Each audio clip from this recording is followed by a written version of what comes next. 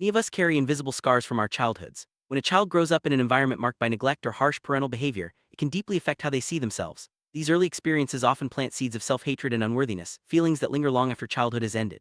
Even as adults, these emotions can cast a long shadow, shaping our self-image and influencing how we interact with the world.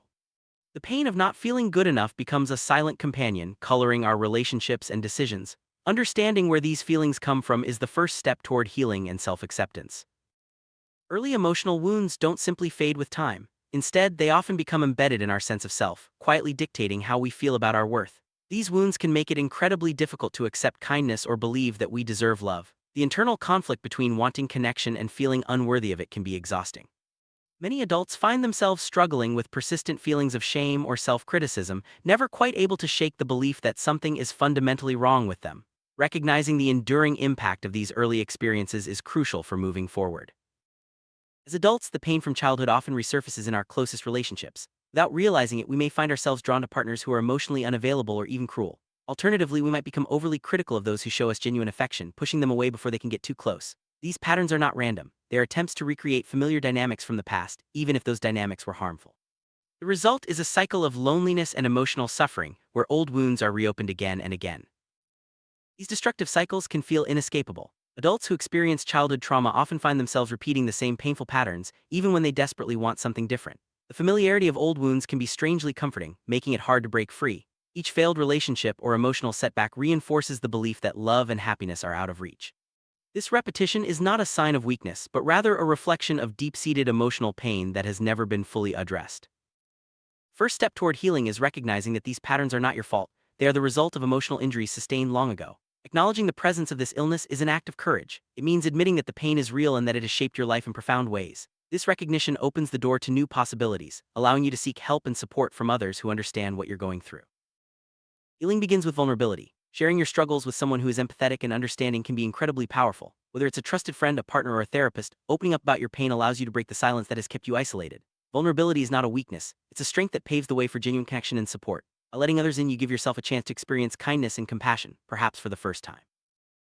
Not everyone will understand your pain, but finding those who do is essential. Empathetic support means being with people who can tolerate your sadness and confusion without judgment. These individuals offer a safe space where you can express your feelings honestly. Their understanding helps to counteract the negative messages you may have internalized about yourself. Over time, their compassion can help you rebuild your sense of self-worth and trust in others. A crucial part of recovery is being able to name the problem. When you can say, "I struggle with accepting love because of my past," you take away some of the shame and secrecy that keeps the pain alive. Naming the problem makes it real and manageable. It also signals to others that you are ready to do the work of healing, inviting them to support you in meaningful ways. One of the biggest challenges for those with childhood emotional wounds is learning to accept kindness. It can feel uncomfortable or even threatening at first. However, with patience and practice, it becomes possible to absorb love and compassion from others. This process is gradual, requiring repeated experiences of positive connection. Each act of kindness helps to rewrite old beliefs about being unworthy or unlovable. Breaking free from destructive relationship patterns is not easy, but it is possible. It starts with self-awareness and a willingness to try new ways of relating to others. This might mean setting boundaries with people who are harmful or giving yourself permission to trust those who are kind. Each small step toward healthier relationships is a victory, building confidence and hope for the future. Therapy can be a powerful tool for healing childhood wounds. A skilled therapist provides a safe, non-judgmental space to explore painful memories and learn new coping strategies. Through therapy, you can gain insight into your patterns and develop healthier ways of relating to yourself and others. The therapeutic relationship itself can be a source of healing, offering acceptance and understanding that may have been missing in childhood. Learning to treat yourself with compassion is a key part of recovery. This means speaking to yourself kindly, forgiving your mistakes, and recognizing your inherent worth. Self-compassion helps to counteract the harsh inner critic that often develops after childhood trauma. Over time, it becomes easier to believe that you deserve love and happiness just like anyone else. For many, tolerating kindness is a gradual process. It involves allowing yourself to feel cared for, even when it feels unfamiliar or uncomfortable. This tolerance grows with repeated positive experiences, slowly replacing old patterns of self-sabotage. Each time you let someone be kind to you, you strengthen your ability to accept love and support.